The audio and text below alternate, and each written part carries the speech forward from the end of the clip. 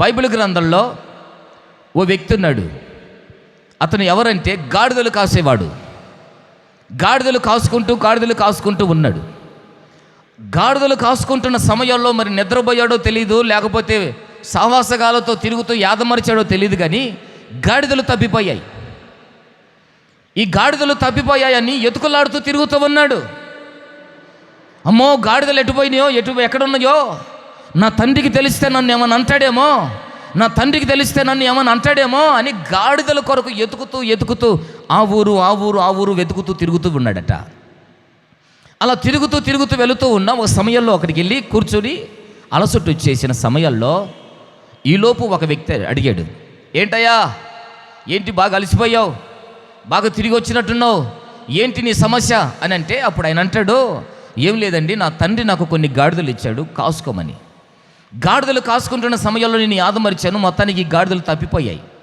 నా తండ్రికి నేనే సమాధానం చెప్పాలి, అందుకే ఆ గాడిదలు ఎత్తుకుంటూ తిరుగుతున్నాను. ఎంత అక్కడ తిరిగినా ఈ గాడిదలు కనపట్టలేదయ్యా అని అంటే, ఆడున్న ఒక ఆయన ఏమంటాడంటే, ఇదిగో ఈ సమీప పట్టణంలో ఒక దైవజనుడు ఉన్నాడు, అతని దగ్గరికి వెళ్ళి ప్రార్థన చేసుకుంటే ఆ గాడిదలు ఎక్కడున్నాయో కూడా చెప్తాడు అని ఈ వ్యక్తికి చెప్తే, ఇక తిన్నగా దైవజనుడి కొరకు కొంత కానుక సిద్ధం చేసి దైవజనుడికి ఎత్తుకుంటూ దైవజనుడి దగ్గరికి వెళ్తున్నాడు. దైవజనుడి దగ్గరికి వెళుతూ ఉన్న సమయంలో ఆ దైవజనుడికి దేవుడు ప్రత్యక్షమై మాట్లాడుతూ ఉన్నాడు. హల్లెలూయా. ఏమనో తెలుసా, ఇదిగో నీ దగ్గరికి ఓ వ్యక్తి వస్తున్నాడు, గాడిదలు పోయినాయి, అవి ఎక్కడున్నాయి ప్రార్థన చేసి చెప్పు అని నిన్ను అడగటానికి ఒక ఆయన వస్తాడు. ఆయనతో నువ్వు ఒక మాట చెప్పాలి. ఏంటయ్యా, ఇశ్రాయేలులకు ఒక రాజు కావాలి, ఆ ఇశ్రాయేలుల మీద నిన్ను రాజుగా అభిషేకిస్తున్నానని చెప్పి అతన్ని తైలముతో అభిషేకించి అతన్ని రాజుగా నువ్వు నియమించన్నాడు. దేవునికి స్తోత్రం. హల్లెలూయా. గాడిదల వెంట తిరిగే వ్యక్తిని, ఎన్నిక లేని వ్యక్తిని, బజార్లో తిరుగుతున్న వ్యక్తిని, అడవుల్లో తిరుగుతున్న వ్యక్తిని ఇప్పుడు దేవుడు ఏం చేశాడంటే రాజుగా నిలబెట్టేశాడు. మొత్తం మీద అతను రాగానే, దేవుడు నన్ను గాడిద సంగతులు అట్ట పక్కన పెట్టు, ఇశ్రాయేలు ప్రజలకు రాజుగా దేవుడు నిన్ను ఎన్నుకున్నాడు, రాజుగా దేవుడు నిన్ను చేయాలని కోరుకుంటున్నాడు అని చెప్పి తైలం తీసుకొని అతని తల మీద పోసి అతన్ని రాజుగా అభిషేకించాడట. అభిషేకించి ఇప్పుడు రాజ్యాన్ని అప్పగించాలి. నా మాట అర్థమైందా? తైలం పోసినంత మాత్రాన ఏమన్నా రాజు అయిపోయిందా? ఏం చేయాలి? అప్పగించబడాలి. అవునా కాదా? హల్లెలూయా. ఏం చేయాలి? అప్పగించబడాలి. ఇప్పుడు రాజ్యము తన చేతికి అప్పగించబడితే ఇతడు ఘనమైన స్థితిలో ఉంటాడు. ఇప్పుడు అప్పగించబోయే సమయంలో దైవజనుడు ఒక మాట అంటున్నాడు. ఏమనో తెలుసా? చదవండి ఆ మాట. బైబిల్ గ్రంథంలో మొదటి సమూయేలు గ్రంథం 10వ అధ్యాయం 8వ వాక్యాన్ని చదువుకుందాం. ఇప్పుడు ఆ వ్యక్తిని ఘనపరచాలి, ఆ వ్యక్తికి రాజ్యం అప్పగించాలి, ఆ వ్యక్తికి ప్రజలను తన చేతికి అప్పగించి రాజ్య పరిపాలన చేయటానికి అతనికి ఒక ఘనతనివ్వాలి అని అంటే, మొట్టమొదటిగా అతనికి ఒక మాట చెప్తున్నాడు. అక్కడ చాలా విషయాలు ఉన్నాయి, నేను ఒక్కొక్కటిగా ఒక 2-3 వాక్యాలు చెప్తాను. మొట్టమొదటిగా తనకు చెబుతున్న మాట ఏమిటంటే, నీవు నాకంటే ముందుగా గిల్గాలుకు వెళ్ళాలి. దేవునికి స్తోత్రం చెప్పండి. హల్లెలూయా. ఇప్పుడు నేను వచ్చి రాజ్యము నీ చేతిలో పెట్టి నిన్ను ఘనపరుస్తా. ఇప్పుడు నిన్ను ఘనపరచాలంటే, నీవు గొప్ప చేయబడాలంటే, నువ్వు ఆశీర్వదించబడాలంటే, నీ కుటుంబం క్షేమంగా బ్రతకాలనంటే నీవు చేయవలసిన మొట్టమొదటి పని ఏమిటంటే, నీవు గిల్గాలుకు వెళ్ళాలి. గిల్గాలు అంటే అర్థం ఏంటి? దొర్లించబడే స్థలం. మరలా చెప్పండి. దొర్లించబడే అనుభవం. ఇప్పుడు రాజుగా అతన్ని అభిషేకించాలంటే, రాజ్యము తన చేతికి ఇవ్వాలంటే, అతన్ని ఘనపరచాలంటే దొర్లించబడే అనుభవంలోనికి అతడు రావాలి. దేవునికి స్తోత్రం. హల్లెలూయా. ఎందుకనంటే గాడిదల వెంట ఇప్పుడు దాకా నువ్వు తిరిగావు, గాడిదలు కాస్తున్న నిన్ను రాజుగా అభిషేకించాలంటే ఇలాగే ఉంటే కుదరదు. మరి ఎలాగ ఉండాలయ్యా అంటే, దొర్లించబడే అనుభవానికి నువ్వు రావాలి. ఏమవ్వాలి? నా దేవుడు నీ కుటుంబాన్ని ఆశీర్వదించి నీకు ఒక కుటుంబం ఇవ్వాలన్నా నీకొక ఆశీర్వాదకరమైన జీవితం నీకు ఇవ్వాలన్నా, నీకొక ఘనతనివ్వాలన్నా, ప్రజలందరి కన్నుల ఎదుట నా దేవుడు నిన్ను హెచ్చించి గొప్ప చేయాలన్నా నీకు దొర్లించబడే అనుభవం ఒకటి ఉండాలి. దొర్లించబట్టే అనుభవం అంటే అర్థం ఏంటి? ఇప్పుడు పాట పాడేటప్పుడు దొల్లటమా, లేకపోతే ఆరాధన చేసేటప్పుడు 4 దొల్లులు దొల్లటమా? దొర్లించబట్టం అంటే అర్థం ఏంటి? అర్థమవుతుందా? అప్పుడప్పుడు కొంతమంది తడి బట్టలతో దొల్లే వాళ్ళు కూడా ఉంటారు. ఎందుకంటే ఒకప్పుడు మనమంతా దొల్లి వచ్చిన వాళ్ళమే. దయచేసి మీరు తప్పుగా అర్థం చేసుకోవద్దు.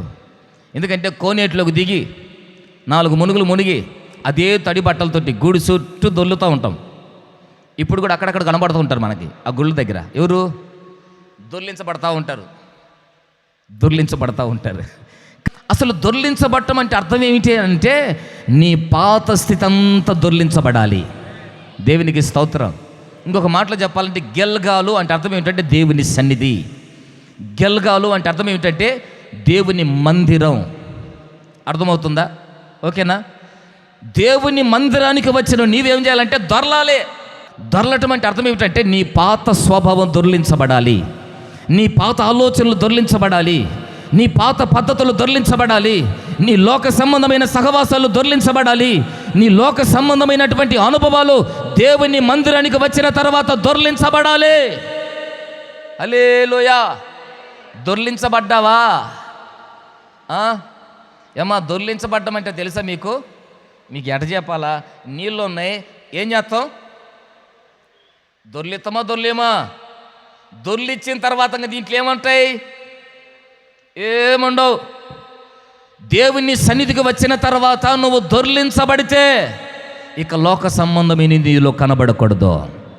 దేవుడు నిన్ను కనపరచాలన్నా ఇప్పుడు ఆయన అంటాడు, సౌలుతో అంటాడు, సౌలా, దేవుడు కోరుకున్నట్టుగా నువ్వు రాజ్యంలో ప్రజల మీద అధికారిగా నువ్వు ఉండాలంటే, గొర్రెలు కాసుకుంటున్న నిన్ను, అడవుల వెంట తిరుగుతున్న నిన్ను, ఎన్నిక లేని నిన్ను నా దేవుడు ప్రజలందరి మీద ఒక ఘనత నీకు ఇవ్వాలనంటే నువ్వు గాడిదలు కాసుకుంటే అలాగే పోతే కుదరదో. ఏం చేయాలయ్యా? దొర్లించబడాలి. దొర్లించబడితే నీ స్థితి మారిద్ది, దొర్లించబడితే నీ పరిస్థితి మారిద్ది, దొర్లించబడితే నీ అనుభవాలు మారిపోతాయి. దేవునికి స్తోత్రం. హల్లెలూయా. ఇంతకాలము నువ్వు దొర్లించబడలేదు కాబట్టి గాడుల చుట్టూ తిరుగుతున్నావు. ఏమిటి? ఇప్పుడు ఓ మాట చెప్తాను. దేవుని మందిరానికి వచ్చిన తర్వాత కూడా, బాప్తిసం పొందిన తర్వాత కూడా ఇంకా చాలామంది జీవితాల్లో ఆ ఘనత, దేవుడు అనుగ్రహించే ఆ మేలు, దేవుడు అనుగ్రహిస్తున్నటువంటి ఆ ఉన్నతమైన అనుభవం చాలామంది జీవితంలో పొందుకోలేకపోతున్నారు. కారణం ఏమిటి అని అంటే, ఈ వాక్యాన్ని బట్టి మనం కొంచెం ఆలోచన చేయాలి. ఏమనంటే, ఇంకా గిలుగాలకు రాలా. యాడున్నాడు? గాడిదల చుట్టే తిరుగుతూ ఉన్నాడు. దేని చుట్టూ? గాడిదల చుట్టూ తిరిగినంతకాలం నీకు ఘనత రాదు. ఇంకా ఏ గాడిద చుట్టూ నువ్వు తిరుగుతున్నావో, నువ్వు ఆ గాడిదలను విడిచిపెట్టి గిల్గాలకు నువ్వు రాగలిగితే, గిల్గాలకు వచ్చిన నీ మీద యేసు రక్తము నిన్ను దొర్లించి శుద్ధి చేస్తావంది.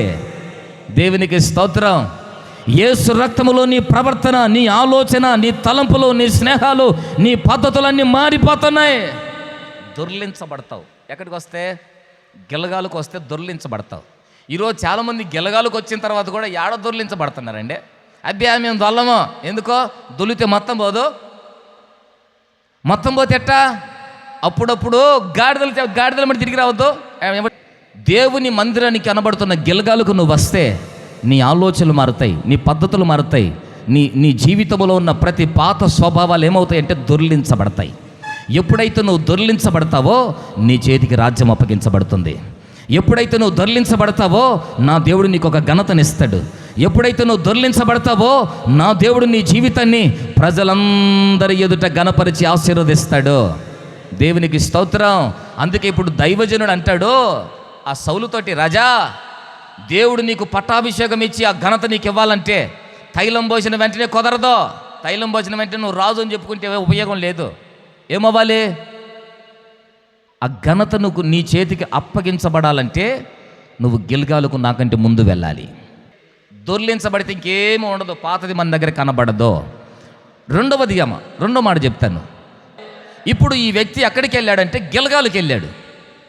గిల్గాల్లో ఏముంది అని అంటే గిల్గాలులో బలిపీఠం ఉంది.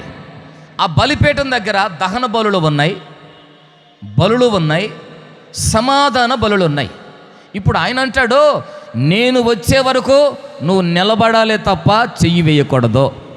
నేను వచ్చే వరకు బలిపీఠం దగ్గర నువ్వు నిలిచి ఉండాలి. ఎందుకనంటే దహన బలి మీద చేసే పని సేవకుడిది, నిలిచే పని విశ్వాసిది. కానీ ఈ రోజుల్లో సేవకుడు పని సేవకుడు చేయట్లా, విశ్వాసి పని విశ్వాసం చేయట్లా.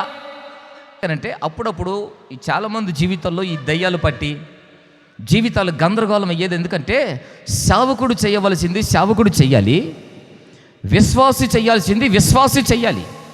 ఎప్పుడైతే అలా చేస్తాడో వారి జీవితాలు దేవుని ద్వారా గణపరచబడుతూ ఉంటాయి.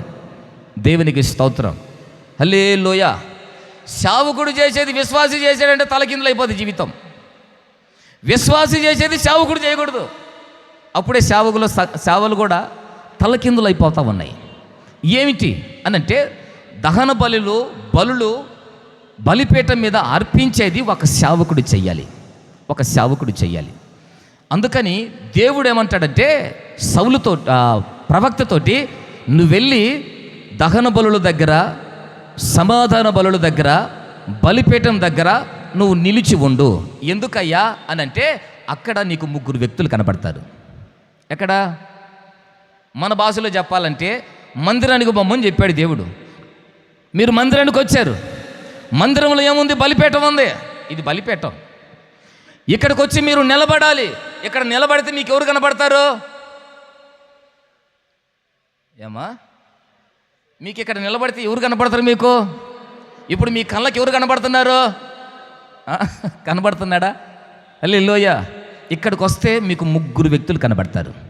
ఆ 3లో మొట్టమొదటి ఆవరణములో కనబడేది ఎవరంటే యాజకుడు. ఏమిటి చెప్పండి, గట్టిగా చెప్పండి, హల్లెలూయా. యాజకుడు అంటే అర్థం ఏమిటంటే సేవకుడు, దైవజనుడు. ఈ దైవజనుడు పని ఏమిటంటే నువ్వు కన్యలతోటి సమస్యలతోటి దేవుని సన్నిధికి వచ్చినప్పుడు నీ కన్యలను, నీ విజ్ఞాపను, నీ సమస్యలన్నిటినీ దేవుని దగ్గరికి చేరవేసి నీ పక్షముగా విజ్ఞాపన చేసేవాడే సేవకుడు. ఇది సేవకుడి పని. అదేనా కాదా? ఇప్పుడు మేము ఉన్నాము, మీరంతా ఇంత దూరం వచ్చారు, అయిపోయిన తర్వాత మీరేం చెప్తారు? మీ సమస్యలన్నీ మాకు చెప్తారు. ఇక్కడున్న మేమేం చేస్తాం? మీ తల మీద చేయి పెట్టి, ప్రభువా ఇదిగో ఈ సమస్య, ఈ బాధ తండ్రి నీ చేతికి అప్పగిస్తున్నాను, వీటన్నిటిలో నుంచి విడుదల కలగాలని నీ పక్షముగా విజ్ఞాపన చేసేవాడే సేవకుడు. ఇప్పుడు ఈ సేవకుడు నీ పక్షంగా విజ్ఞాపన చేస్తే ఆకాశమందున్న దేవుడు నీ కార్యం సఫలం చేస్తాడు. దేవునికి స్తోత్రం. ఇప్పుడు ఆయన అందుకే సౌలును ఎందుకు చెప్పాడంటే, దేవుడు నీకు ఒక రాజ్యం ఇవ్వాలి, నిన్ను గణపరచాలంటే నువ్వు గిల్గాలుకు వెళ్ళు. రెండవది, గిల్గాలుకి వెళ్ళి అక్కడ ఏం చేయాలి తెలుసా? నువ్వు నిలిచి ఉండాలి. నువ్వు ఎప్పుడైతే నిలిచి ఉంటావో నీ పక్షముగా ఒక సేవకుడు నిలిచి ఉంటాడు. ఆ సేవకుడు నీ పక్షంగా విజ్ఞాపన చేస్తాడు. ఆ విజ్ఞాపన బట్టి రాజ్యము నీ చేతికి అప్పగించబడుతుంది. దేవునికి స్తోత్రం, హల్లెలూయా. మరి ఇవన్నీ జరగాలంటే ఎక్కడికి రావాలి? మనం గిల్గాలో అనబడుతున్న దేవుని మందిరానికి రావాలి. కాదండి నేను ఇంట్లో కూర్చొని లైవ్ చూస్తానంటే, ఈ రోజుల్లో ఎక్కువైపోయారు భక్తులు. దైవజనుడు లేకుండా నీ సమస్య దేవుని సన్నిధికి చేరదు. దైవజనుడు లేకుండా నీ జీవితంలో కార్యాలు జరగవు. రాసి పెట్టుకోండి. ఎంత దూరమైన వెళ్ళి ఏ సేవకు నేను అడగండి. ఇది సత్యం, ఇది వాక్యము మనకు నేర్పిస్తున్న ఒక ఉపదేశం. నువ్వు ఇంట్లో కూర్చొని ఎంత మొరపెట్టు, టీవీ దగ్గర కూర్చొని మాత్రం తలకాయ బాదుకో. నీ సమస్య దేవుని దగ్గరికి వెళ్ళి ఆ సమస్యకు జవాబు రావాలంటే నీ పక్షంగా విజ్ఞాపన చేసే ఒక సేవకుడు కావాలి. దేవునికి స్తోత్రం, హల్లెలూయా. మరి టీవీ దగ్గర కూర్చొని లైవ్ చూసేది అంటే కొంతవరకు బాగుంది. ఈ మధ్యకాలంలో మరీ ఎక్కువైంది. ఏది? ఎల్ఈడి సంఘం. ఏ సంఘం తెలుసా మీకు? ఎల్ఈడి సంఘాలు. అక్కడ సేవకుడు ఉండడు, ఆ బొమ్మలో కనబడుతుంటాడు. ఈ బొమ్మల దగ్గరికి వెళ్ళి, ఓ సతీష్ అన్నో మా సమస్య ఇలా ఉంది, మా బాధలు ఇలా ఉన్నాయి, కొంచెం ప్రార్థన చేయి అని అంటే వింటాడా? ఆ లైవ్లో నీకేం కనబడుతుంది? హల్లెలూయా. నా మాట అర్థమవుతుందా? నీ కన్నీటిని, నీ బాధను, నీ సమస్యను దైవ సేవకుడు గుర్తెరిగి నీ కొరకు దేవుని సన్నిధిలో బలిపీఠం దగ్గర దేవునికి విజ్ఞాపన చేస్తాడు. దేవునికి స్తోత్రం. ఈ అనుభవం నీకు ఉంటే నువ్వు దేవుని చేత గణపరచబడతావు. ఈ అనుభవం ఉంటేనే. చాలామందికి ఈ అనుభవం ఉండదు. సేవకుడితో మనకేం పని? వెళ్ళటం, కూర్చోవటం, బొమ్మ చూడటం, వెళ్ళిపోవటం. సేవకుడు మందిరంలో ఉన్నాడు. ఆ మందిరంలోకి పోతే ఈ సేవకుడు ఏం చేస్తున్నాడంటే ఆ కుటుంబాల కొరకు ప్రార్థన చేస్తున్నాడు. ఏదైనా ఒకవేళ లోపం ఉంటే ఈ సేవకుడు ఏం చేస్తాడు? వాక్యంలో గద్దిస్తాడు. వినకపోతే ప్రత్యేకంగా కూర్చొనైనా బోధిస్తాడు. వాళ్ళకి ఇది నచ్చలేదట. ఏందే మేము కానుక ఎట్లా? ఏందే దజంబాగం ఎట్లా? ఏందే మేము పరిచయం చేయట్లా? మేము పరిచయం చేసి మేము కానుకిస్తే మమ్మల్ని ఏలెత్తి చూపిస్తాడా? ఏంటి మమ్మల్ని ఏలెత్తి చూపిస్తాడా? ఈ సంఘాలు కాబట్టి ఇంకేం సంఘాలు లేవనుకున్నావా? ఏలెత్తి చూపించకుండా మాట్లాడే సంఘాలు ఉన్నాయి తెలుసా? ఏడున్నాయిరా అంటే ఒకటిలే ఏంటి పెద్ద సినిమాల్లో కూర్చోబెట్టి ఒకటి ఆడికి పో, కాలు మీద కాలేసుకో, నిద్రపో. ఊడు కనీసం పాస్టర్ గారు ఓమో మర్యాద కూర్చో అంటని కూడా లేదాడా. ఎందుకు? ఆయనకు కనపడదు, మా చీత ఆయనకి కనపడదు. హల్లెలూయ. కొంచెం ఆలోచన చేయండి. ఎలా కట్టబడుతున్నాయి మన జీవితాలు, ఎలాంటి అనుభవాల్లో నడిపించబడుతున్నాయి మన కుటుంబాలు. ఈరోజు చాలామంది జీవితాల్లో దీవించబడకపోవటానికి కారణం అదే. పీఠం దగ్గర నువ్వు మౌనంగా నిలబడాలి. చెయ్యి వేయటానికి కుదరదు. ఎందుకో? అక్కడ ఒక దైవజనుడు ఉంటాడు. ఆ దైవజనుడు నీ కొరకు సంతోషంగా దేవుని సన్నిధిలో విజ్ఞాపన చేసేటట్టుగా నీ జీవితం ఉండాలి. ఇప్పుడు మొత్తానికి ఈ దైవజనుడు, ఈ రాజుగారు ఎవరు? ఈ సౌలు బలిపీఠం దగ్గరికి వచ్చాడు. చూశాడు 7 రోజులు చూసిండట. 7 రోజులు చూసినా ఈ దైవజనుడు రాలా. అక్కడక్కడ వాళ్ళు ఉంటారు కదా, ఎవరు? ఆ సంఘంలో ఉంటారు కదా సంఘ పేదలు. ఒరేయ్ సౌలా, మందిరం పునాది వేసినప్పటి నుంచి నువ్వు ఉన్నావు. నీకు తెలియని వాక్యమా? నీకు తెలియని పాట? నీకు తెలియని ప్రార్థనరా? పాస్టర్ గారు రాకపోతే ఏమైంది? టైం అయింది కానీ అని చెప్పేసి బలిపీఠం మీద చెయ్యి వేయటానికి ధైర్యం చేశాడట. హల్లెలూయా. కొంచెం ఆలోచన చేయండి. నా మాట అర్థమవుతుందా? అప్పుడప్పుడు మిమ్మల్ని కూడా కొంతమంది అంటుంటారు, మే నీకు తెలియదా ప్రార్థన? పాస్టర్ గారితో ఏం పని ఉంది, నువ్వు చేయి. ఇది ఇల్లు ఓపెన్ చేసేటప్పుడు, ఇంటికి పునాది వేసేటప్పుడు సేవకుని పిలుచుకోవాలన్నా, నువ్వు కానీ నువ్వు చెయ్యి అని నీకు చేయించిందట. అబ్బో బ్రహ్మాండంగా ఉంది. వాళ్ళ ఇంట్లో ఒకసారి దయ్యం పట్టింది. అమ్మే దీనికి పాస్టర్ గారు ఎందుకో, నీకు రానిది ప్రార్థన, నీకు చేయలేని ప్రార్థన, ఏయ్ పోయి నెత్తి మీద చేయబెట్టింది. ఎప్పుడైతే నెత్తి పెట్టిందో ఆ దయ్యం ఈ పక్కకు వచ్చింది. హల్లెలూయా. ఆ దయ్యం ఈ పక్కకు వచ్చి డబల్ అయింది కదా దయ్యం. ఇప్పుడు మామూలుగా కాదు, ఇంట్లో ఉన్న వాళ్ళని వరుస పెట్టి గోబలు కొడుతుంది. ఒక్కొక్కళ్ళు గోబలు వాయించి పెట్టిన తర్వాత అప్పుడు ఫోన్ చేశారు, పాస్టర్ గారు ఈ బలిపీఠం మీద మేము చెయ్యకూడదు, నువ్వే వచ్చి చెయ్యాలి. హల్లెలూయా. మీరు ప్రార్థన చేసే ప్రార్థనలు ఉంటాయి, సేవకుడు ప్రార్థన చేసే సేవకుడిది ప్రార్థన చేసేది కూడా ఉంటుంది. నా మాట అర్థమవుతుందా? ఈరోజు కొన్ని సంఘాలలో ఈ పులిపీఠం మీద ఎవరిని పడితే వాళ్ళని నిలబెట్టించి, ఏమండి అర్థమవుతుందా? అందుకే ఆ సంఘాలలో ఘనత ఉండట్లా. ఆడెవడో 1000 రూపాయలు డబ్బులు ఎక్కువ ఇచ్చినాడని ఆడు పచ్చి తిరిగిపోతూ ఆన్ని సంఘంలో నిలబెట్టి ఆడి చేత వాక్యం చెప్పేస్తూ ఉన్నది. ఆ సంఘాలు భ్రష్టు పట్టిపోయాయి. అందుకే నేను అంటాను, ఈ రోజున సేవకుడు చేసేది సేవకుడు చెయ్యాలి, విశ్వాసు చేసేది విశ్వాసు చెయ్యాలి. నీ పని ఎంతవరకు అంటే బలిపీఠం దగ్గరకు వచ్చి ఇక్కడ నువ్వు ఒప్పుకోవాల్సిందంతా నువ్వు ఒప్పుకోవాలి. బలిపీఠం దగ్గరకు వచ్చి నువ్వు పశ్చాత్తాపడాలి. బలిపీఠం దగ్గరకు వచ్చి నీ లోపాలు దేవుని సన్నిధిలో పశ్చాత్తాపడి కన్నీళ్ళు విడిచి నీ ఒప్పుకోవలసినవన్నీ ఒప్పుకున్నంత వరకే నీ పనే. నీ పక్షంగా విజ్ఞాపన చేసేది సేవకుడి పని. ఇంకొక ఆయన కూడా ఉంటాడు. ఆయన ఎవరంటే హెబ్రీయులకు రాసిన పత్రికలో చదవండి, 7వ అధ్యాయం 25వ వాక్యం. ఆయన బలిపీఠం దగ్గర, ఆ బలిపీఠం దగ్గర ఇంకొక ఆయన ఉన్నాడు. ఆయన పేరు ఏమిటంటే ప్రధాన యాజకుడు. మనం చదివిన మాటలో ఈ ప్రధాన యాజకుడు ఎవరంటే మన ప్రభు అయిన యేసుక్రీస్తు. ఈయన పని ఏమిటనంటే నీ వర్తమానాన్ని దేవుని దగ్గరకు చేర్చేవాడు. నీ కన్నీటిని, నీ సమస్యలు, నీ బాధలన్నిటినీ దేవుని సన్నిధిలో నీ పక్షంగా విజ్ఞాపన చేసే దేవుడు. దేవునికి స్తోత్రం. నువ్వు బలిపీఠము దగ్గర వచ్చి నిలబడితే ఇక్కడ ఒకటి దైవ సేవకుడు ఉంటాడు నీ పక్షంగా ప్రార్థన చేయటానికి. రెండోది ఇక్కడ ఎవరు ఉంటారంటే మన ప్రభు అయిన యేసుక్రీస్తు ఉంటాడు. ఆయనకునే పని ఏమిటో తెలుసా? నీ కన్నీరంతా దేవునికి తెలియజేస్తూ ఉంటాడు, నీ బాధ అంతా దేవునికి తెలియజేస్తూ ఉంటాడు. ఎప్పుడైతే ఆయన నీ పక్షంగా విజ్ఞాపన చేస్తూ ఉంటాడో తండ్రి దగ్గర నుంచి నీకు ఒక సమాధానం వస్తూనే ఉంటుంది, తండ్రి దగ్గర నుంచి నీకు మేలు వస్తూనే ఉంటుంది, ఆశీర్వాదం వస్తూనే ఉంటుంది. దేవునికి స్తోత్రం. అందుకని ఇప్పుడు ఆ బలిపీఠం దగ్గరకు వచ్చి నువ్వు చేయవలసిన పని ఏమిటంటే నీదంతా ఒప్పుకోవాలి. ఏం చేయాలి? నీ జీవితంలో ఉన్న ప్రతి లోపాన్ని ఈ బలిపీఠం దగ్గరకు వచ్చి నువ్వు ఒప్పుకొని మౌనంగా ఉండాలి తప్ప వేరే పని నువ్వు చేయకూడదు. హల్లెలూయా. త్వరగా సమయం అయిపోతుంది కాబట్టి ముందుకు వెళ్ళిపోతాను. మూడవది ఇంకొక ఆయన ఉంటాడు, ఆయన కూడా చదవండి. ఆయన ఎవరో? ఆయన రోమపత్రిక 8వ అధ్యాయం 26వ వాక్యం. ఇతని పని ఏమిటనంటే ఎలాగో ప్రార్థన చేయాలో నీకు తెలీదు, ఎలాగో విజ్ఞాపన చేయాలో నీకు తెలీదు, ఎలాగో మోకరించి చేతులెత్తి దేవుని సన్నిధిలో ఎలాగో పశ్చాత్తపడాలో నీకు తెలీదు. ఈ పరిశుద్ధాత్ముడు ఏం చేస్తాడంటే నీకు సహాయం చేస్తాడు ప్రార్థన చేయటానికి. దేవుని సన్నిధిలో పశ్చాత్తాపడి దేవుని సన్నిధిలో ఒక శుద్ధీకరణ పొందుకోవటానికి పరిశుద్ధాత్ముడు నీ లోనికి వచ్చి నీకు సహాయం చేస్తూ ఉంటాడు. దేవునికి స్తోత్రం. ఇప్పుడు నీకు సహాయం చేసేది ఎవరు? అప్పుడప్పుడు కొంతమంది అడుగుతారు, ప్రార్థన చేసేది ఎట్లా మేము నేర్పి? నేను అంటాను, ఆలీలు నేర్పితే ఏముండదో. నువ్వు దేవుని సముఖానికి వచ్చి బలిపీఠం దగ్గర నిలబడటం నువ్వు నేర్చుకుంటే ఇక్కడ పరిశుద్ధాత్ముడు నీకు సహాయం చేస్తాడు. హల్లెలూయా.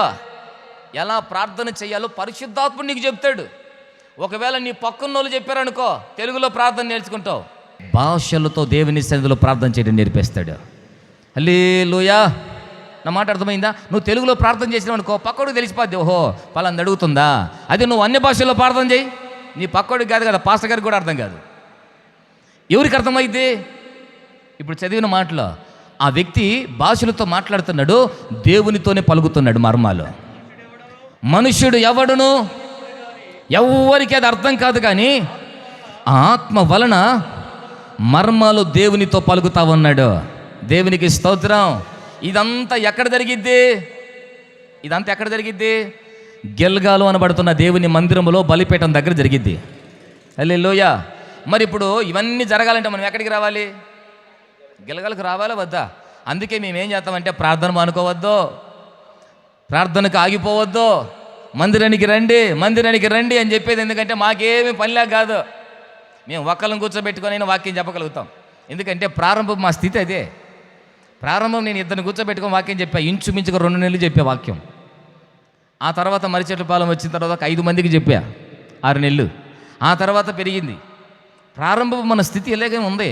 మిమ్మల్ని మందిరానికి రండి ఎందుకనంటే జనాలు చూస్తే కదా మాకు వాక్యం వచ్చేది. ఎవరు లేకపోయినా వాక్యం చెప్పగలుగుతాం. ఎందుకు నిన్ను మందిరానికి రమ్మంటున్నానంటే మందిరానికి వస్తే పరిశుద్ధాత్ముడు నీ పక్షంగా సహాయం చేస్తాడు. హల్లెలూయా. నీ బాధ ఏందో, నీ కష్టమేందో, నీ దిగులేందో, అసలు నీ సమస్య ఏమిటో పరిశుద్ధాత్ముడు గుర్తుపడతాడు. అతడు దేవుని పక్షంలో నీ పక్షంగా ప్రార్థన చేస్తూ ఉంటాడు. దేవునికి స్తోత్రం. అందుకే ఏమంటానంటే పరిశుద్ధాత్మతో నింపబడాలి. ఏమవ్వాలి? నింపబడాలి. పరిశుద్ధాత్మతో నింపబడితేనే కదా. అబ్బే మాకు పరిశుద్ధాత్మ వద్దు స్వామి అంటే కుదరదు. పరిశుద్ధాత్మ చేత నువ్వు నింపబడితేనే దేవుని సన్నిధిలో నీ విజ్ఞాపన ఆయన సన్నిధికి చేరుతుంది. దేవుని ద్వారా నువ్వు సమాధానం అనుభవించగలుగుతావు. మూడోది ఇంకొక మాట చెప్తాను, చదవండి ఆ మాట. సమూయేలు మొదటి గ్రంథం 11వ అధ్యాయం 14వ వాక్యం. ఇప్పుడు ఆయన అంటున్నాడు సౌలుతోటి, మనము మరలా ఏం చేద్దామంటే గిల్గాలుకు వెళ్ళాలి. ఎందుకు? అక్కడికి వెళితే రాజ్య పరిపాలన పద్ధతి నువ్వు నేర్చుకుంటావు. దేవునికి స్తోత్రం. రాజ్య పరిపాలన పద్ధతి నేర్చుకోకుండా రాజ్యాన్ని చేతికి అప్పగించడు. ఇప్పుడు సౌలును గాడిదలు వెంట తిరిగేవాడిని అభిషేకించి ఇప్పుడు రాజ్యాన్ని అప్పగించాలనుకున్నాడు. ఇప్పుడు గాడిదల వెంట తిరిగేవాడికి రాజ్యాన్ని ఎట్ట పరిపాలన చేయాలో తెలుసా? తెలుస్తుందండి. గాడిదల వెంట తిరిగేవాడికి ఏ భాష వచ్చు? గాడిదల వెంట తిరిగేవాడు ఎట్లా మాట్లాడతాడు? అంటాడా? అండా హల్లెలూయా. మీకేం తెలియనట్టుగా చెప్తారే, మీకు అన్నీ బాగా తెలుసు. హల్లెలూయా. ఇప్పుడు గాడిదల వెంట తిరిగేవాడికి ఈ భాష వచ్చు. ఇప్పుడు రాజ్యాన్ని చేతికి అప్పగిస్తే ఇప్పుడు రాజ్యంలోకి పోయిన తర్వాత కూడా ఇప్పుడు ఏమంటాడు?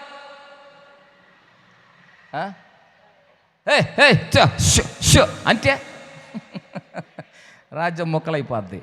అందుకని ఇప్పుడు సౌలు ఏమంటున్నాడంటే, రాజా నువ్వు ఇప్పుడు రాజ్యాన్ని పరిపాలించాలంటే రాజ్య పరిపాలన ఒక పద్ధతి ఉంది, అది నువ్వు నేర్చుకోవాలి. దేవునికి స్తోత్రం. నా దేవుడు నిన్ను ఘనపరచాలి, నా దేవుడి ద్వారా నువ్వు ఆశీర్వదించబడాలనంటే నీ పాత స్థితిలో అనుభవాలతో గాడిదలు కాసుకునే అనుభవం నీకుంది. ఒకప్పుడు మనం లోక సహవాసంలో తిరిగిన వాళ్ళం, లోక సంబంధమైన పద్ధతుల్లో నడిపించబడ్డ వాళ్ళం, లోక సంబంధమైన మాటలు మాట్లాడిన వాళ్ళం, అసలు మంచేదో చెడేదో కూడా మనకు తెలియకుండా మాట్లాడాం. ఇప్పుడు అట్లాగనే దేవుని సన్నిధిలో గొప్ప చేయబడ్డాం అనుకో, రేపు గొప్ప చేయబడిన తర్వాత కూడా మన మాటకు అద్దాపు ఉండదు. ఇప్పుడు ఆయన ఏమంటాడంటే, నా ద్వారా నువ్వు గొప్ప చేయబడాలంటే ఒక పద్ధతి నువ్వు మందిరంలో నేర్చుకుంటే అప్పుడు నువ్వు గొప్ప చేయబడతావు. దేవునికి స్తోత్రం. ఏం చేయాలి? పద్ధతి. ఇప్పుడు దేవుడు మనల్ని గిలగాలకు ఎందుకు పిలిచాడు? పద్ధతి నేర్పటానికి. ఏమిటి? కొంచెం ఆలోచన చేయండి. హల్లెలూయా. గిలగాలకు వచ్చిన తర్వాత మన పద్ధతి మారిపోద్ది. ఎందుకనంటే ఒకప్పుడు మన బట్టలు ఎట్టుండేవి? నాకు అసలు ఎంత పొడుగు వేసుకోవాలంటే చిరాకు. అసలు ఈడికే ఉంటుంది. టీషర్ట్ కూడా ఈడికే ఉండాలి. ప్యాంట్ కూడా బూట్ కట్టు రామారావుకు ఉన్నట్టుగా. ఏది మనం వేసుకున్న చెప్పు కూడా కనపడదు. హల్లెలూయా. ఒకప్పుడు అది పద్ధతి. ఎప్పుడైతే గిలగాలకు వచ్చామో ఏం మారింది? డ్రెస్సే మారిపోయింది. ఒకప్పుడు లోకంలో ఉన్నప్పుడు మన గడ్డమే వేరో, పెంచు గడ్డం. ఏ గడ్డం? ఇప్పుడు గిలగాలకు వచ్చిన తర్వాత ఏమైంది? గడ్డం గొరికించబడిందా లేదా? హల్లెలూయా. ఒకప్పుడు మనం లోకంలో ఉన్నప్పుడు మన బట్టలు ఎట్టుండేయే తెలీదా? అప్పుడప్పుడు మన పిల్లలు వేసుకుంటారు మొత్తం చించుకుంటారు. మన గణేష్ కూడా వేసుకొని అప్పుడప్పుడు మందిరంలో కనపడుతుంటాడు. ఏందిరా అబ్బాయి చినిపోయిన ప్యాంట్ వేసుకున్నాం అంటే, చినిపోయింది కాదన్న ప్యాషన్. ఏంటిదే? ప్యాషన్. ఒకప్పుడు మన బట్టలు ఏమేంటి? చినిపోయినాయి. ఇప్పుడు గిలగాలకు వచ్చినాక ఏమైందంటే కొట్టబడుతూ ఉంది. కొట్టబడిందా లేదా? హల్లెలూయా. ఏంది చెప్పరేటి? అంటే గిలగాలకు అనబడుతున్న దేవుని మందిరానికి వచ్చిన తర్వాత మన పద్ధతి మారాలి. పద్ధతి దేవుడు మార్చడానికి నిన్ను గిలగాలకు తీసుకుని వచ్చాడు. ఎందుకు పద్ధతి మారుస్తున్నాడంటే నీకు ఒక పరిపాలన నా దేవుడు ఇవ్వాలని కోరుకుంటున్నాడు. హల్లెలూయా.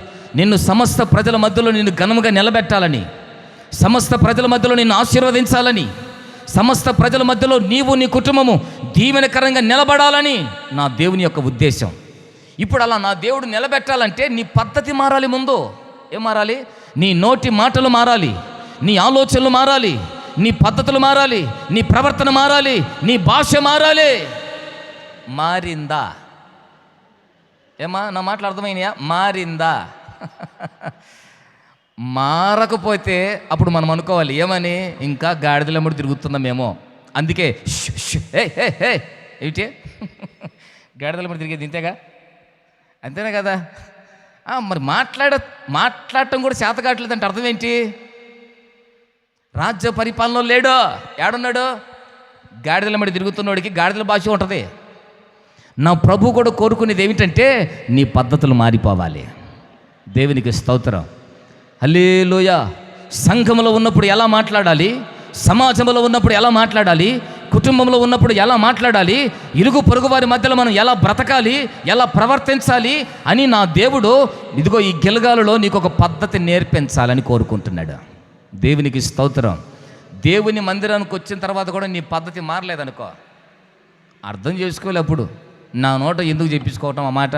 హల్లెలూయా. హల్లెలూయా. ఇప్పుడు సౌలు దేవుని మందిరానికి ఎప్పుడైతే వచ్చాడో సౌలు పద్ధతి మారింది. నిజం చెప్తున్నానుగా. ఇప్పుడు చాలామంది ఉంటారండి, దేవుని మందిరానికి వచ్చిన తర్వాత వాళ్ళ వస్త్రధారణ మారింది. దేవుని మందిరానికి వచ్చిన తర్వాత వారి రూపురేఖలు మారాయి. దేవుని మందిరానికి వచ్చిన తర్వాత వారు మార్చుకున్నారు. ఏమయ్యారు? నిజం మార్చుకున్నారు. ఇప్పుడు మీరు తలకు ముసుకేసుకున్నారు, బయట ఉన్నప్పుడు వేసుకుంటారా? మరి ఈడికి వచ్చి నాకు ఎవరు వేసుకోమని చెప్పారు? ఎవరు చెప్పారు? నీకేమని చెప్పినా ముసుకేసుకోవాలని చెప్పినా నేనేమన్నా? మీరేం చేశారు? ఇక్కడ చూసి పద్ధతి నేర్చుకున్నారు. ఏంటి? ఇది దేవుని మందిరంలో ఇలా మనం ఉండాలి. ఇదిగో సేవకులు ఇలా ప్రార్థన చేస్తున్నారు, మనం కూడా ఇలా ప్రార్థన నేర్చుకోవాలి. ఇలా సేవకులు తెల్లని వస్త్రాలు వేసుకొని నడిపించబడుతున్నారు, మనం కూడా తెల్లని వస్త్రాలు వేసుకోవాలి. ఇలా సేవకులు ఇదిగో ఇలా చక్కగా మాట్లాడుతున్నారు, మనం కూడా ఇలా చక్కగా మాట్లాడాలి. గిల్గాలకు వచ్చిన తర్వాత ఒక పద్ధతి మారుతూ ఉంది. మారుతుందా? ఇంకా మారలేదా? ఒకవేళ మారకపోతే మారాలి. పద్ధతి మారకపోతే రాజ్యం చేతికి రాదు. ఏంటి? పద్ధతి మారకపోతే, ప్రవర్తన మారకపోతే, ఆలోచనలు మారకపోతే, నీ జీవితంలో స్వభావం మారకపోతే నా దేవుడు నిన్ను నమ్మి ఒక రాజ్యాన్ని నీ చేతికి పెట్టడు. గుర్తుపెట్టుకో. సౌలుకు రాజ్యాన్ని దేవుడు నమ్మి ఊరక పెట్టలా. అతని పద్ధతులన్నీ మార్చిన తర్వాత అతన్ని నమ్మి అతని చేతికి ఒక రాజ్యాన్ని అప్పగించాడు. నా దేవుడు కూడా తన దీవెన, తన ఘనత, తన మహిమ ఏ వ్యక్తికి ఊరక ఎవడో తనని నమ్మాలి. నా దేవుడు నమ్మాలి అంటే సెపరేటే. హల్లెలూయా. ఏం మారాలి? మారినయా? ఆలోచనలు మారినయా? తలంపులు మారినయా? పద్ధతులు మారాయా? ఏదో ఒకప్పుడు మనం ఎక్కడ తిరిగే వాళ్ళం అంటే రోడ్డు మీద నిలబడి వచ్చిపోయే వాళ్ళందరినీ చూసేవాళ్ళం. ఎప్పుడైతే గెలగాలలోనికి వచ్చామో ఇప్పుడు మనం రోడ్ల మీద కనపడట్లా. ఎక్కడ కనపడుతున్నాం? మందిరంలో యేసయ్య రాకుడు కొరకు ఎదురు చూస్తా ఉన్నాం. దేవునికి స్తోత్రం. హల్లెలూయా. కొంతమంది పద్ధతి మార్చుకోరండి. సౌలుకు కూడా చెప్పాడు. ఇది సమూయేలు, ఇదిగో రబ్బాయి నీ పద్ధతి ఏం బాలేదు, మర్యాద నీ పద్ధతి మార్చుకోమని చెప్పాడు.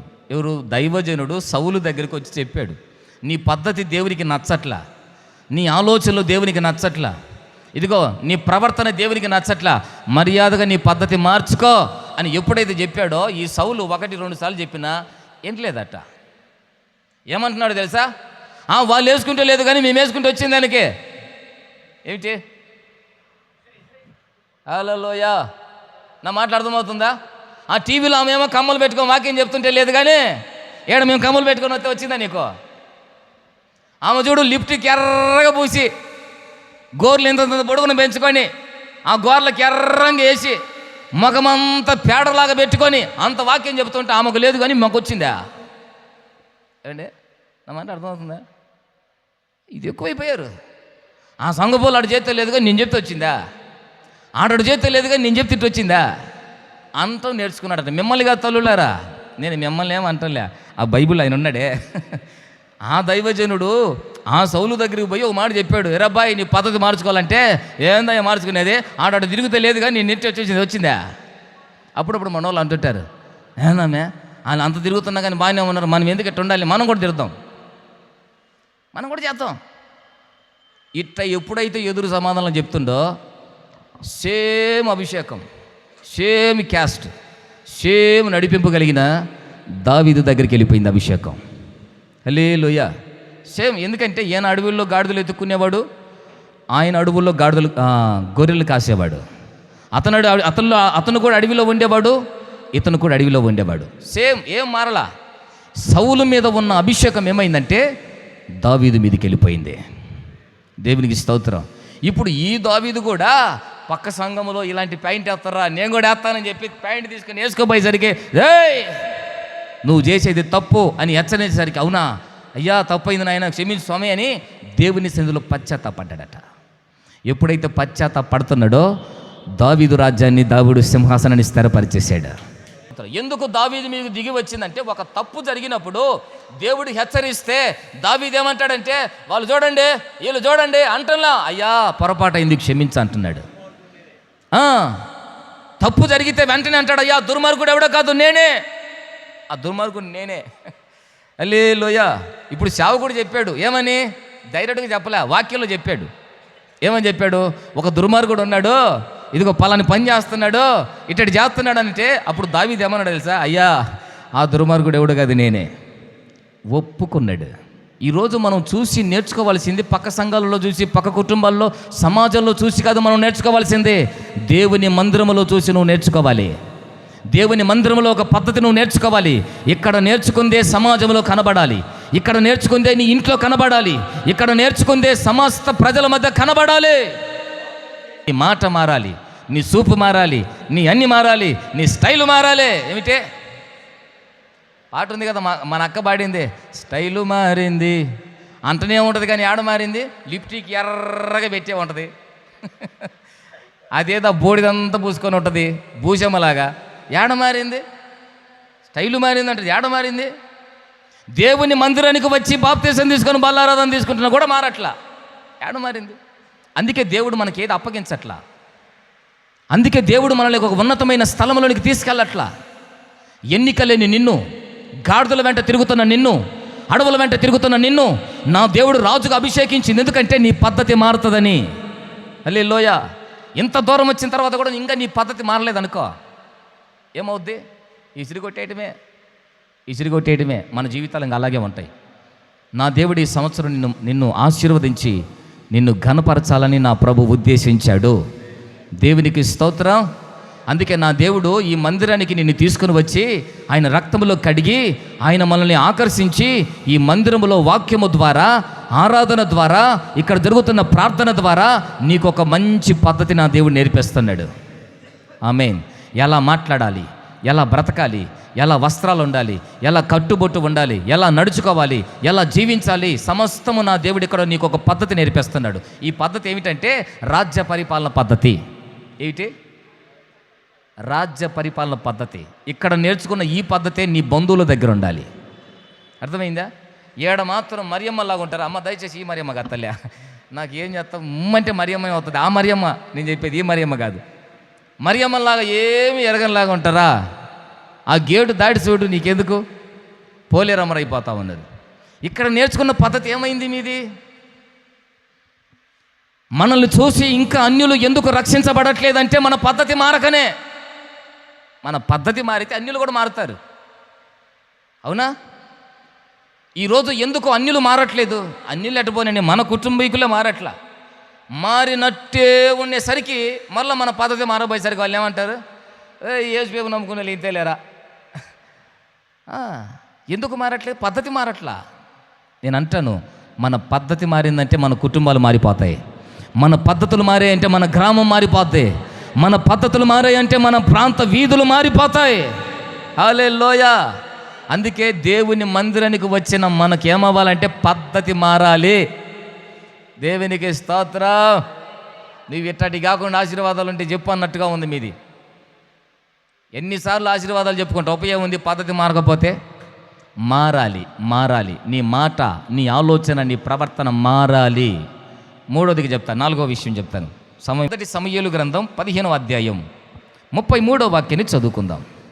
నాలుగవదిగా దేవుని మందిరములోనికి వచ్చిన తర్వాత ఆగాగును ఏం చేయాలంటే తుత్తునియలుగా నరకాలి. హల్లెలూయా. ఇప్పుడు మనం దేవుని మందిరానికి వచ్చినాక ఒకరిని నరకాలట. ఇప్పుడు ఏం మీకు చెప్పాను అనుకో, నరకండి అంటే ఏం చెప్తారు? అబ్బో, ఇక మామూలుగా నాకు తెలిసి ఇక్కడ ఉన్న వాళ్ళు మొత్తం ఒకరికొకరు నరుక్కొని వెళ్ళిపోతారేమో. హల్లెలూయా. ఎవరిని నరకాలి? ఆగాగు నరకాలి. నరకటం అంటే చంపాలి. ఏంటి? చంపాలి. ఇంతకు ఈ ఆగాగు ఎవరు? ఆ పై వాక్యంలో రాస్తాడు, 32వ వాక్యంలో రాస్తాడు. ఇంతకు ఈ ఆగాగు ఎవరంటే అమాలేకీయుల రాజు. వాడిని చంపితేనే నువ్వు బాగుపడతావు. ఇప్పుడు చెప్తా, అసలు విషయం చెప్తా. అన్ని చంపకపోతే నువ్వు బాగుపడలేవు. అన్ని చంపితేనే నువ్వు రాజు అవుతావు. అన్ని చంపితేనే రాజ్య పరిపాలన చేతికి వస్తుంది. దేవునికి స్తోత్రం. ఇంతకు ఎవడీడు? అమాలేకీయుల రాజు. వీడికున్న బుద్ధి ఏమిటి అని అంటే, దేవుని మందిరానికి పోనివ్వడు, దేవుని సన్నిధిలో కూర్చొనివ్వడు, ఆత్మీయంగా దేవుని సన్నిధిలో ముందుకు వెళ్ళనివ్వడు. అమాలేకీయులు విరోధంగా ఎత్తారు. అంటే ఇది దేవునికి వ్యతిరేకంగా మాట్లాడేవాడు, దేవునికి విరోధంగా. అందుకే ఈ అమాలేకీయుని ఏం చేశారంటే, మోషే కొండ మీద చేతులు ఎత్తి ప్రార్థన చేస్తూ ఉంటే కొండ కింద యెహోషువ అమాలేకీయులందరినీ సంహరించేశాడట. దేవునికి స్తోత్రం. హల్లెలూయా. ఇప్పుడు మనం కూడా ఏం చేయాలంటే, యెహోషువ లాగా మనల్ని దేవుడు గొప్ప చేయాలంటే మనం కూడా ఏం చేయాలంటే అమాలేకీయుని చంపాలి మనం. ఆమేన్. ఇంతకు ఎవడు వీడంటే, నీ ఆత్మీయ జీవితానికి అడ్డుపడేవాడు అమాలేకీయుడు. ఈ అమాలేకీయుడు ప్రతి వారి చేతిలో ఉన్నాడు. అమ్మా, నా మాట అర్థమైందా? హల్లెలూయా. ఈ అమాలేకుడు ప్రతి ఒక్కరి చేతిలో ఉన్నాడు. ఎవడంటారా? ఇదిగో ఈడు మనల్ని బాగుపడినవాడు. అర్థమైందా? ఆత్మీయంగా దేవుని సన్నిధిలో ఉండనివ్వడాడు. బాగా వాక్యం వింటుంటామా, ఈ లోపల టెంగుమంటుంది అది. ఎందుకు? అమాలేకుడు కదండి. ఒరే నువ్వు వాక్యం ఏం వింటావు కానీ ముందుగా నన్ను చూడు. ఏం చేయాలి? నన్ను చూడు, ఏదో వచ్చింది చూడు, రుద్దుకుంటూ కూర్చోరా. వీడెవడు అంటే నీ ఆత్మీయ జీవితానికి అడ్డుపడేవాడు ఆగాగు. అందుకే నువ్వు ఆగాగుని ఏం చేయాలి తెలుసా? నరకాలి. నరకటం అంటే పగలగొట్టుకుంటే మళ్ళీ డబ్బులు వేస్ట్ అవుతాయి.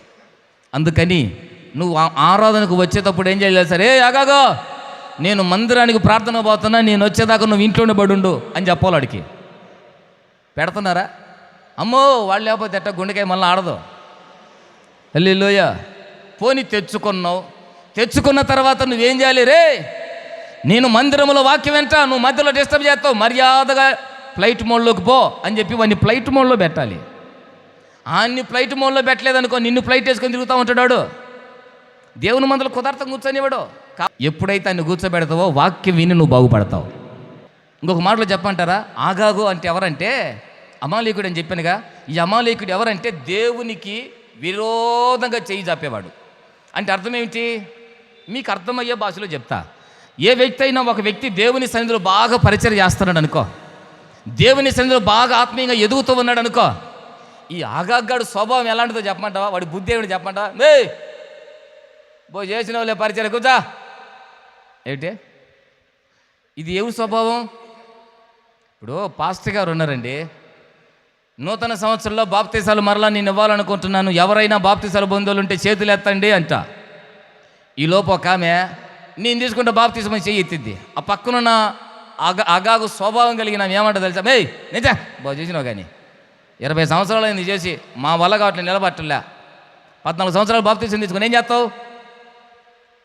ఇంత చిన్న వయసులో బాప్తీసం తీసుకుని ఏం చేద్దామని? అసలు బాప్తీసం తీసుకుని నువ్వు నిలబడతావు అమ్మే? అసలు బాగా ప్రార్థన చేసి ఏడ నువ్వు నిలబడతావు? ఎంత ఎక్కువ ప్రార్థన చేస్తే నీ ఎక్కువ శ్రమలో ప్రార్థన చేయబాకో. అర్థమైందా? హల్లెలూయా. ఎంత ఆత్మీయ సంబంధంగా నువ్వు బలపడతావు ఉంటే, నువ్వు ఎంత ఆత్మీయంగా ముందుకు నిలబడితే అన్ని శ్రమలు అంటామే మనకెందుకో. ఇది ఎవడు బుద్ధి? ముందుగానే చెప్పా, మిమ్మల్ని నేను అంటలే, వాక్యం చెప్పుకుంటున్నా అంతే. హల్లెలూయా. మిమ్మల్ని నేనేం అంటలే, వాక్యం చెప్పుకుంటున్నా. ఒక వ్యక్తి దేవుని సన్నిధిలో పరిచర్య చేస్తూ ఉంటే, ఒక వ్యక్తి దేవుని సేవకునికి కుడిభుజముగా నిలబడి పరిచర్యలో నిలబడుతూ ఉంటే, ఒక వ్యక్తి బాప్తిసం తీసుకొని దేవుని సన్నిధిలో జీవితాన్ని కట్టుకోవటానికి సిద్ధపడుతూ ఉంటే, ఇప్పుడు వాడిని ఆటంకపరిచేది ఎవరు? ఆటంకపరిచేది ఎవరు? మీరు కాదు, మీలోనికి వస్తాడు ఒకడు. వాడెవడు? అమాలేకుడు. హల్లెలూయా. దాన్ని ఏమంటారంటే గరుకుతనం అంటారు. ఏమంటారు? గరుకుతనం. అర్థమైందా? గరుకుతనం. ఎందుకంటే ఈ గరుకుతనం కుదార్థంగా ఉన్నవదు. ఈ గరుకుతనం ఎక్కడ ఉంటే అక్కడంతా ఏమవుద్ది? దావీదు కూడా చూడండి, గొల్యాతును చంపటానికి ఏటిలోనికి వెళ్ళి గరుకురాళ్ళు ఏరుకున్నట్టుగా లేదు, నురుపురాళ్ళే తీసుకొని సంచిలో వేసుకున్నాడట. ఎందుకని? లేనిపోయింది ఈ గరుకురాయి నా సంచిలో పడిందంటే సంచినంత ఏం చేస్తుంది అంటే గరుకుతనం ఏం చేస్తుంది? పరిగెడతా ఉన్నప్పుడు అటు ఇటు తిరిగి ఏం చేస్తుంది ఇది? ఎంత మంచి సంచి అయినా కావాలంటే మీరు ఇంటికి వెళ్ళేటప్పుడు బాగా గరుకురాయి ఒకటి తీసుకొని జోబులు వేసుకొని పరిగెత్తండి. ఈ గరుకురాయి ఏం చేస్తుంది తెలుసా? అటు ఊగి ఇటు ఊగి అటు ఊగి దారాలు బయటకు వచ్చి పీసులు బయటకు వచ్చి మొత్తం నీ జోబిని మొత్తం చంపేస్తుంది. హల్లెలూయా. అందుకే దావీదు ఏం చేశాడంటే, వద్దురా నాయన ఈ గరుకుతనంతో మనకెందుకు, దేవునికి స్తోత్రం. ఎందుకంటే ఈ గరుకురాయి ఉందంటే సంచి అనబడుతున్న సంఘాన్ని పాడు చేస్తుంది. ఈ గరుకురాయి ఏం చేస్తుందంటే సంఘం అనబడుతున్న సంచిలో ఉన్న 4 రాళ్ళను కూడా పాడు చేస్తుంది. అందుకే ఏమవ్వాలంటే ఈ గరుకురాళ్ళని యేసు నామములో నునుపురాళ్ళుగా మార్చబడును గాక. హల్లెలూయా. ఎందుకంటే ఈ నునుపురాళ్ళు కూడా ఒకప్పుడు గడుకురాళ్ళే. ఎప్పుడైతే నీళ్ళ తాకిడికి నీళ్ళ రాపిడికి జరుగుతూ ఉందో నున్నగా అయిపోయాయట. ఏమైనాయి? నున్నగా అయిపోయినాయి. ఇప్పుడు ఈ నునుపుర ఏం చేస్తుందంటే శత్రువైనటువంటి గొల్యాతు తలను పగలగొట్టగలిగిన శక్తివంతమైన అభిషేకముతో నింపబడి నడిపించబడుతూ ఉంది. దేవునికి స్తోత్రం. హల్లెలూయా. అందుకే మనం ఏం చేయాలంటే ఆగాగాన్ని సంపాలి. ఆగాగంటే ఎవడంటే కరుగుతనం, నునుపుతనం కాదు. అసలు పలకరిత్తే చూడు ఎట్టుంటదే, అబ్బో పిచ్చుకోక గరిచినట్టే. ఏంటంటే దేవునికి సన్నిధిలో ఎదగకుండా ఏదైతే నిన్ను పాడు చేస్తుందో దాన్ని నువ్వు తీసేయాలి. అదేదో నీకు తెలుసు. దేవుని మందిరానికి పోకుండా నిన్ను పాడు చేసేది ఏంటి? నీ ఇంట్లో ఉన్న టీవీ. దాన్ని ఏం చేయాలి? కొద్దిగా పట్టుకొని ఇసిరి రోడ్లు పడేస్తే దెబ్బ చచ్చిపోతుంది అది. తర్వాత నుంచి ఏం చేస్తామంటే చక్కగా ప్రార్థన చేసుకుంటాం. అర్థమైందా? నా మాట అర్థమైందా? నీ జీవితాన్ని పతనం చేసే ఈ ఫోన్లు కూడా కొంచెం దగ్గర ఎంతవరకు వాడాలో అంతవరకే వాడండి. ఎక్కువగా వాడి ఈ సెల్ ఫోన్ల ద్వారా మీ ఆత్మీయ జీవితాలు పాడు చేసుకోవద్దు. నా దేవుడు అలాంటి కృప మీ అందరికీ దయచేయునుగాక. ఆమేన్.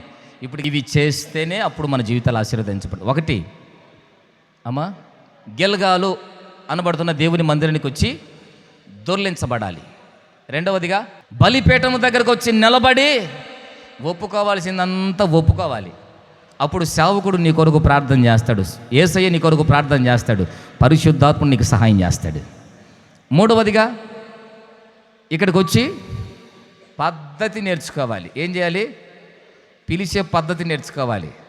ఇక్కడికి వచ్చిన తర్వాత దండం పెట్టాల్సి వస్తుంది, అప్పుడప్పుడు తగ్గాల్సి వస్తుంది, అప్పుడప్పుడు నిందలు అనుభవించే పరిస్థితులు వస్తాయి. ఏం చేయాలి? అయినా నేర్చుకోవాలి. దేవునికి స్తోత్రం. నాలుగవది, అగాగు అనబడుతున్న దాన్ని చంపాలి. చివరి మాట, ఇవన్నీ చేసిన తర్వాత అప్పుడు ఒక మాట చెప్తాడు. ద్వితీయోపదేశకాండం 1వ అధ్యాయం 18వ వాక్యం. ఈ మాట, మీరు చేయవలసిన సమస్త కార్యముల గురించి అప్పుడు మీకు ఆజ్ఞాపించాను. దేవునికి స్తోత్రం. అప్పుడు ఆజ్ఞాపించా. ఎప్పుడు ఆజ్ఞాపించావు? గిల్గాలనబడుతున్న దేవుని మందిరానికి వచ్చి దొర్లించబడి బలిపీఠం దగ్గర ఒప్పుకొని పద్ధతి నేర్చుకొని అగాగును ఎప్పుడైతే చంపుతావో అప్పుడు దేవుడు మీకు ఆజ్ఞాపిస్తున్నాడు. ఏమిటి?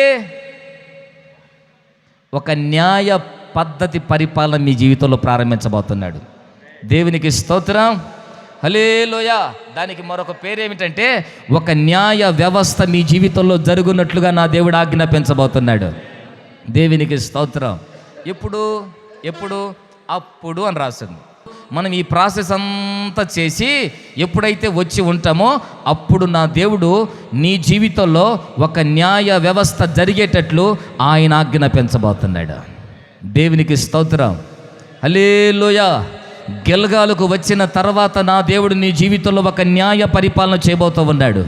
నీ జీవితంలో ఒక న్యాయ వ్యవస్థ నా దేవుడు జరిగించబోతూ ఉన్నాడు. నీ కుటుంబంలో, నీ పిల్లల జీవితంలో నా దేవుడు న్యాయము జరిగించునుగాక. ఆమేన్. అప్పుడప్పుడు మనం కోర్టు సమస్యలలో ఎంత లంచం ఇచ్చి లాయర్లు కొని ఎంత జడ్జిలు మాట్లాడుకున్నా ఒక్కొక్కసారి మనకు న్యాయం జరగకపోవచ్చు. కానీ గిల్గాలులో ఎప్పుడైతే నువ్వు ఈ అనుభవాలతో వస్తావో అప్పుడు నా దేవుడు నీకు ఒక న్యాయం చేస్తాడు. నీ జీవితంలో ఒక న్యాయం జరిగించే ఒక పద్ధతి నీ కుటుంబంలో నా దేవుడు పరిపాలన చేస్తాడు. ఈ రోజున నువ్వు కన్నీళ్లు విడవాల్సింది, మొర పెట్టుకోవాల్సింది దేవుని మందిరములో. మనుషుల దగ్గర నువ్వు ఎంత కన్నీళ్ళు విడిచినా, మనుషుల దగ్గరలో ఎంత బ్రతిమలాడుకున్నా నీకు న్యాయం జరగదు. నీకు న్యాయం జరిగే స్థలం ఏమిటంటే గిల్గాలు. నీకు న్యాయం జరిగే స్థలం ఏమిటంటే దేవుని మందిరం. నీకు న్యాయం జరిగే పరిస్థితులు ఎక్కడంటే దేవుని మందిరంలోనే నీకొక న్యాయ వ్యవస్థ జరుగుతుంది. హల్లెలూయా. అందుకే నా దేవుడు అంటాడు, దేవుని మందిరం అనబడుతున్న గిల్గాలులోనికి నువ్వు రావాలి.